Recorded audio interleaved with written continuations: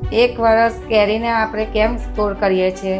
કેમ કે જ્યારે સિઝન હોય છે ત્યારે તો કેરી મળી જ જાય છે, પણ જ્યારે આપણે ચોમાસામાં શિયાળામાં ખાઈએ છીએ તે કંઈ અલગ જ મજા હોય છે, એટલે કેરીને સ્ટોર કરવાની હોય છે. એટલે રીત કમ્પ્લીટ થઈ ગઈ છે અને આપણે વર્ષો સુધી ફ્રીઝરમાં મૂકી રાખીશું તો કંઈ થવાનું નથી. એક વર્ષ થઈ ગયા તો પણ એવી ને એવી જ છે અને એનો સ્વાદ બી પણ એવો છે, કલર બી એવો છે અને મીઠાશ બી એવી જ છે. तो hello guys, welcome back to my YouTube channel. मेरा नाम है आकाश, आप सभी को कर दूंगा जकास। केम जो कैसे हो? आई होप आप सब अच्छे हो। मैं भी मस्त हूँ, स्वस्थ हूँ, ठीक हूँ। તમે બી મસ્ત રહ્યો, મોજમાં રહ્યો।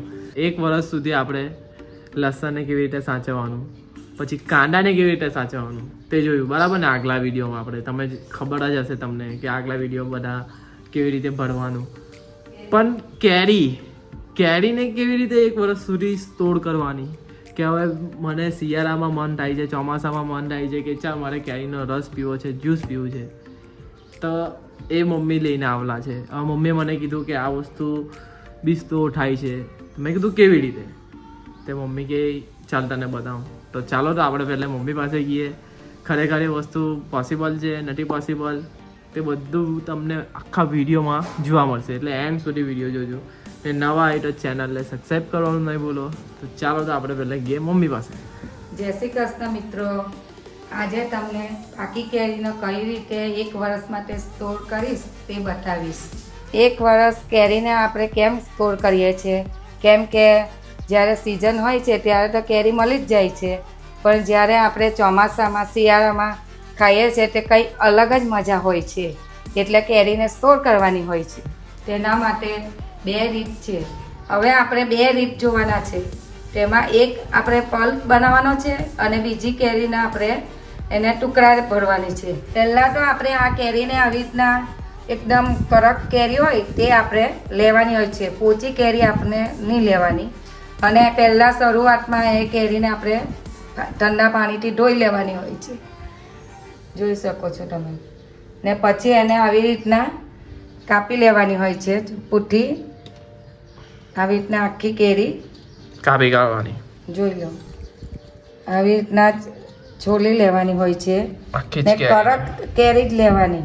કડક ને તાજી કેરી હોય તો જ તમે પકાવેલી હોય તે જ કેરી લેવાની. ઘરની જે પકવેલી હોય ને કડક કેરી હોય તે આપણે લેવાની હોય છે, તે ટુકડા સરસ પડે એમને.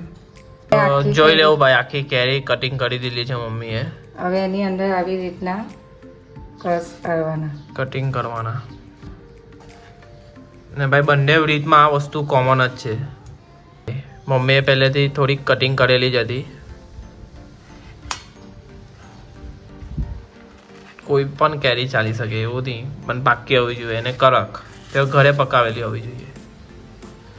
પાણીનું તો યુઝ કરવાનું જ નથી આમાં, બધું જ ઘસીને નહીં લેવાની, તો પછી અંદર રેસા આવે, એટલે બહુ ઘસીને નહીં લેવાનો. આ જ્યારે આપણે આ જે પલ્પ બનાવવાના છે તેમાં આપણે આ બધો ઉપયોગ કરી લેવાનો. એટલે આ ખાલી આપણે ટુકડા ભરવાના છે તેનો તમને બતાવીશ. પહેલી રીત ટુકડા ભરવા વાળી છે. ઓકે, તો આ ટુકડા થઈ ગયા છે. જો આવી રીતે તમારા ટુકડા ફર્સ્ટ સ્ટેપ કરી દેવાનો. પછી શું કરવાનું છે મમ્મી? પછી આપણે આવી રીતના જે એર વાળો ડબ્બો હોય છે, એટલે એર ની જાય તે ડબ્બો, એર નહીં જાય એટલે કે આપણે આ જે ફરસાણ દુકાનમાંથી આપણે બિસ્કિટ કે ગમે તે ડબ્બા આપણા ઘરે હોય છે તે ડબ્બામાં જ આપણે તો ભરતા છે, નવો નથી લાવતા.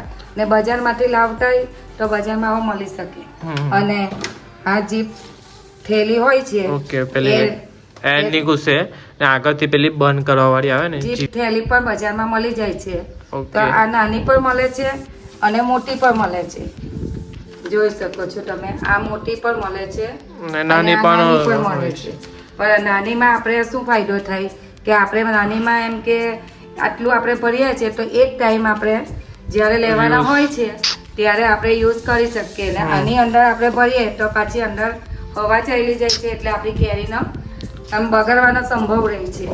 એટલા માટે આપણે આ થેલીનો ઉપયોગ કરવાનો હોય છે, નાની થેલી બાબા જીપ વાળી.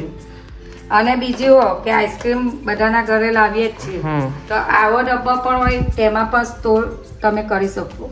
એની અંદર જો આપણો બોક્સ હોય છે તેની અંદર આપણે આવડ સુગર સાકર નાખવાની હોય છે કે ખાંડ. એનાથી આપણે કેરીને તેવો ને તેવો કલર રહે છે, ખાટી કરવી નહીં થાય અને બરફ પણ નહીં થાય. એટલે આપણે એક લેયર આપણે એને ખાંડનો કરવાનો હોય છે. અંદર પછી એક લેયર આપણે કેરીનો ઉપયોગ કરીશું. ઓકે, તમે જોઈ શકો છો.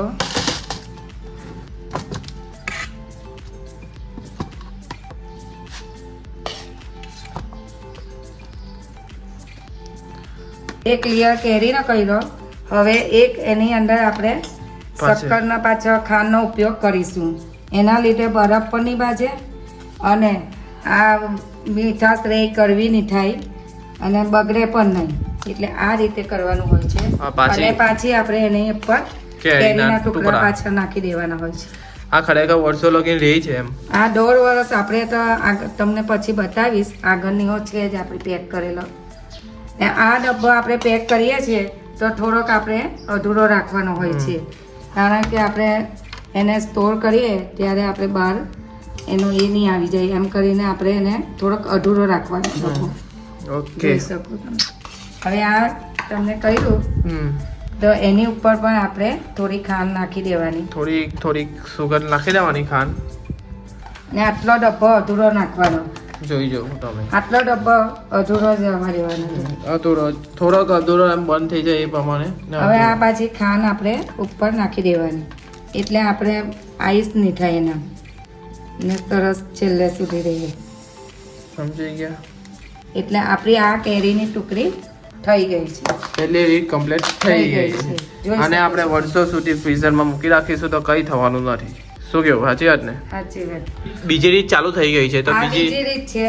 તો બીજી રીતમાં જોઈ લો. આ બધા ટુકડા ખરા કે નહીં, તેને આ મશીનમાં આપણે મિક્સ કરવાના હોય છે.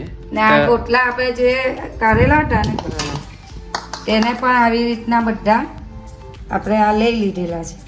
એટલે આને આપણે જે આપણે મિક્સરમાં કરવાના છે તેની અંદર થઈ જાય. ને આ ગોટલા પણ આપણે એને પણ આપણે બીજા વિડીયોમાં મુખવાસ બનાવવાના છે. જોઈ શકો છો તમે. ચેનલને સબસ્ક્રાઇબ કરી દો, કેમ કે બીજો વિડીયો ગોટલાનો છે એટલે ગોટલાને ફેંકવાની જરૂર નથી. તમે પણ નહીં ફેંકતા. ને એનો આપણે વિડીયો મુખવાસનો બનાવવાના છે. તે તમને આવી જશે થોડા દિવસમાં. પહેલા આની હવે બીજી રીત જોઈએ, પલ બનાવવાની. પહેલા ટુકડા જોઈએ, હવે ટુકડાની પહેલી રીત થઈ ગઈ ખતમ. હવે આવી જાય છે પલ. તો આ જોઈ શકો છો. અમે પહેલેથી મેં આ પલ કાઢેલા જ હતા મમ્મીએ, મૂકી દીધેલા હતા. એટલે હવે આપણે એને આવા મિક્સર જારમાં ભરીશું. ને પલ કેવી રીતે પાણીનો ઉપયોગ કરવાનો નહીં. પાણીનો સેજ બી ઉપયોગ નહીં કરતા, કેમ કે બગાવવાના ચાન્સ રહે પછી. કેમ કે વર્ષો સુધી સાચવવાનો. થોડી સ્લાઇડ જ ખાંડ નાખવાનું ભાઈ, જેને બહુ આ ખાંડ નાખવાથી કરવો રસ આપણો કરવો પલ્પ આપણો કરવો નહીં થાય. એમ તો મીઠો જ પણ થોડુંક નાખી દેવાનું. ખાંડ નાખવાની હોય છે. જોઈ શકો છો તમે. આમાં પણ પાણીનો ઉપયોગ આપણે કર્યો નથી.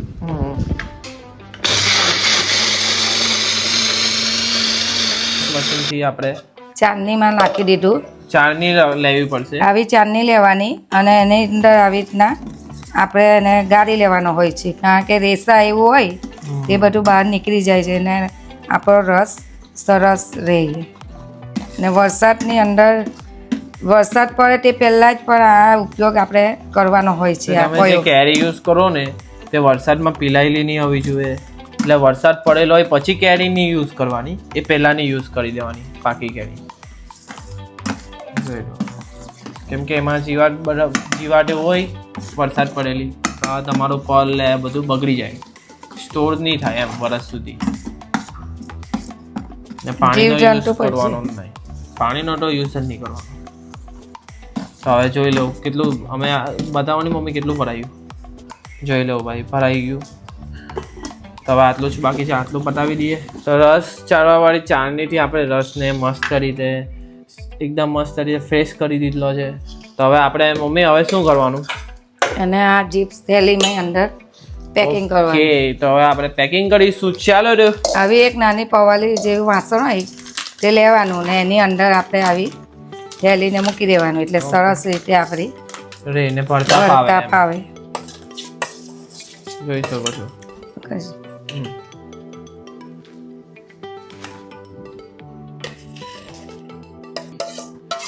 ને આખી નહીં ભરવાની અને અધૂરી જ થોડીક રાખવાની. 70% જેટલું ભરવાનું. એર બત્તી છે ને તે આપણે નીચેથી બહાર કરતા બહાર આપણે આવી રીતના કરતા એને પેકિંગ કરવાની હોય છે.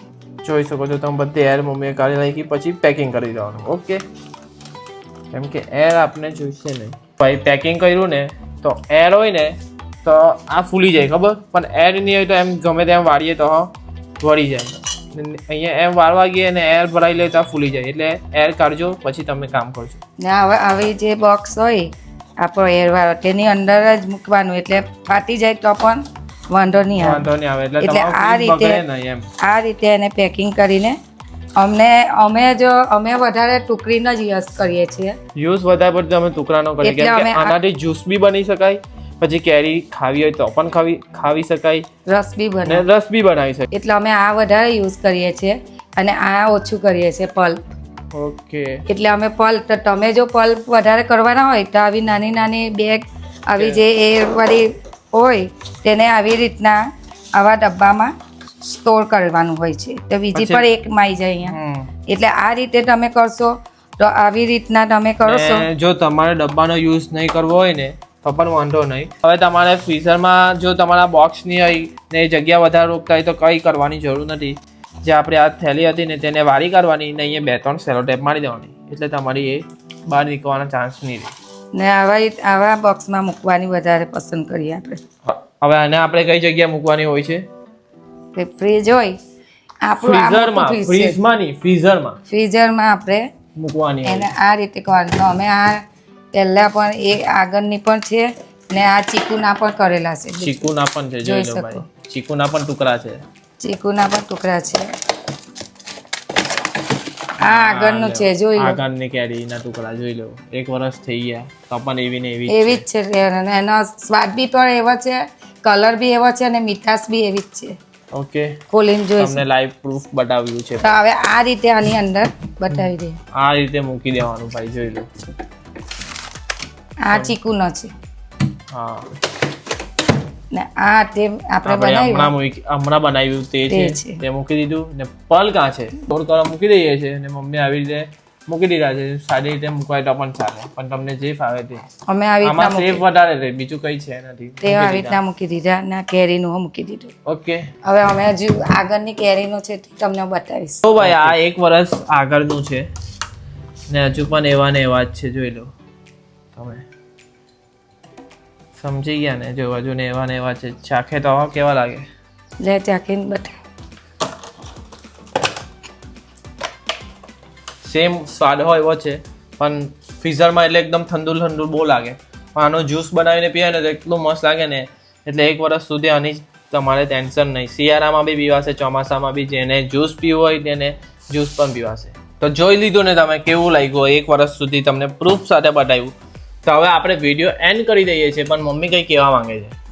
આવતા વિડીયોમાં આપણે કેરીની ગોટલી કાઢી અત્યારે આપણે તેને આપણે મુખવાસ બનાવવાના છે. એટલે એવું નહીં કે આમળાની બધા જ ગોટલા છે તેનો મુખવાસ બનશે.